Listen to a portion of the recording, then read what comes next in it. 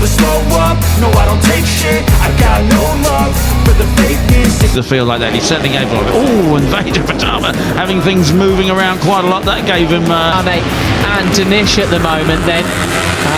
So it's in a massive so it could just be that tyre wear really coming in now, Peter. Yeah, it's interesting, isn't it? Because the dry line is a reason to be concerned, and he's gone from first to fifth in one corner. There you go. There you leading group compared to the sort of lap times they were putting in qualifying and things. Though these forming, so the track is getting faster, but the tyres are getting slower.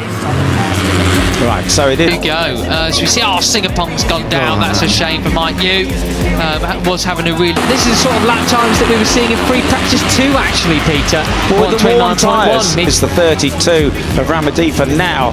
We'll see what the gap is. It was a good race. Was just going to touch upon car pushing.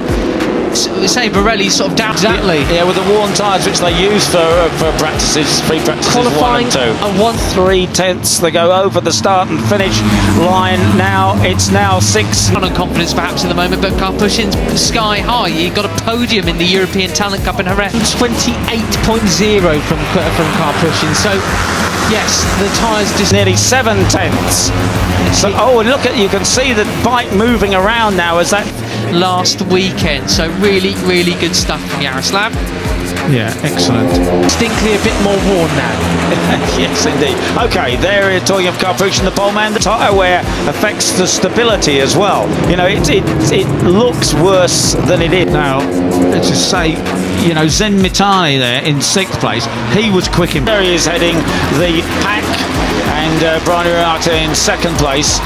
It's not making the bikes unstable at all, but it just, you can see it moving around. Practice. He seems to have clicked with the KTM rookies bike. And I would just like, and it may well be that we've just got to pause, calm, and the carcass is getting very warm, and they really should be looking for the cool, wet. Actually, sorry Peter, but Yaroslav car pushing did a 2:01.5. Moves a little bit, and wait to see how it unfolds at the end of the race. Down the waterfall. Marco Morelli takes patches of tarmac. Danish up to 7th place now, ahead of Singapore, Bangga last time around. The lead is here, 202.8, 202.9. Right, and how much? Into 3rd place there. Picks up the slipstream. Brian Uriarte around the outside. Whoa! Fernandez, Zen Mitani up to 10th place from the back of the grid. Well, it's 5 seconds. Yeah. And he was over a second quicker than them. Yeah, well, and interesting. Oh, goodness me. You can't name it. Calm your nerves, Banyat Fernandez. Impressive ride from him.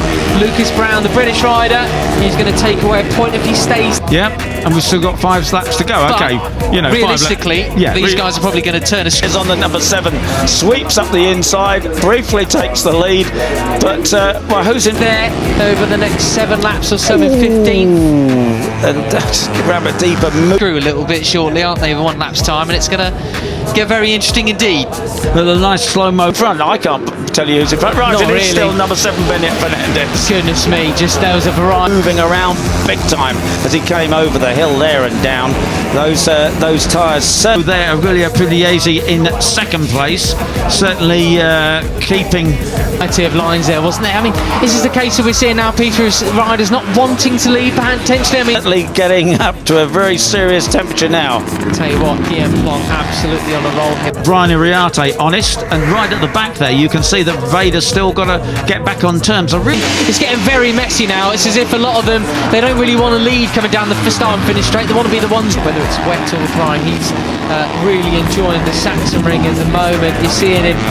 Really wonder what happened there, because the bike got itself all crossed up through the final left hand. Doing the dive bombing, not the ones getting dive bombed, and it was Ramadipa doing the biggest dive bomb of them all. But it's going to be Morelli who's heading towards the podium spot. His pace is certainly running with the leaders, pulling away. And he certainly had to back out of it and lost all those places. Right now the lead has gone to... Goes through the front, and that is Guillaume Plon going wide, getting all crossed up. From Thompson, David Gonzalez not far behind Thompson as well in 6th position. Could be 5th soon enough. Aurelio Pugliese, the 16-year-old Italian. As Brian Uriarte goes so... It's Morelli leading the way from Ramadipa in 2nd place now. That is why then they don't... and Hakim Danish is learning in 7th place, and that's very useful. He's got a handy points lead. Wide to avoid Hakim Danish, who goes up the inside of it there. Danish thinking, I want to be the one that's getting dive bombed into turn 1. So we are seeing more silly sort of antics in the penultimate corner.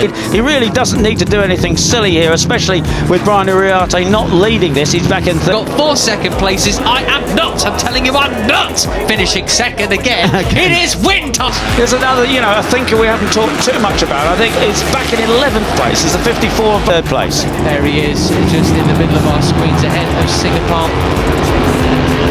For me. Right, okay, and you pointed out the lap time. It was 2:02.8, relatively slow. Veda Pratama, and I can just imagine he is the sort of guy who's sitting there in the middle of the pack, not wanting to do. Tie rider and going neck and neck through towards the final corner. Singapore look behind. He's going to see. Well, maybe the guys have realised that. Maybe Giulio Pugliese thinks I can go quicker than this. I can do anything too dramatic. I'm going to wait to see how things unfold. Carlo Thompson's another one of those riders, I reckon. Zemitani right there. Zen could find himself actually in 7th spot if Danish isn't careful. And this thinks I can go quicker than this, and he takes the lead. Yeah, there we go then. So round the final corner, Peter, he was in 8th crossing the line, but found himself way up front after that. Goodness me. As you said, the Japanese, along with the Indonesians and the Thais, know all about riding in the wet. And then we come, and it will be 4 laps to go, and this is it. Getting a bit spicy here as that was. Oh no, who was that? It wasn't Plonk going wide. It was somebody else then. And showing what you say to be absolutely true at the moment as they go through with 6 laps remaining. Ega Pratama is just slipping off the back a little bit potentially there as they're 3 abreast. Could have been Singapore actually. He's down into 7th place now. I think it was. Yeah, you got Dinesh just outbreaking the guys there across the start and finish line. No, I think he's not slipping off the back. I think he's there. I think he knows. It was Mike Hugh, unfortunately. Right, so down the drop they go off the waterfall. Towards turn 1, going a bit wide, but how wide is he? Just cutting a different line, I think. He can wait for this.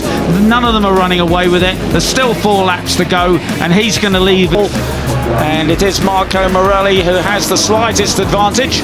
There is the 51. He'll find himself on the inside in towards turn 2. Very nicely done from Hakim. His big effort until 2 laps to go, a lap and a half to go. And that gap last time around. Okay, so every well, he can sometimes a points leader depending on where he is. And Plant, the fastest man on the track that time. It's a real game of high-speed body. They're getting faster as they go along, Peter. This is a great advert for Pirelli tyres in this kind of heat because he's not at the moment. He'll be firmly in 2nd place finishing a position like that. There's Pugliese then.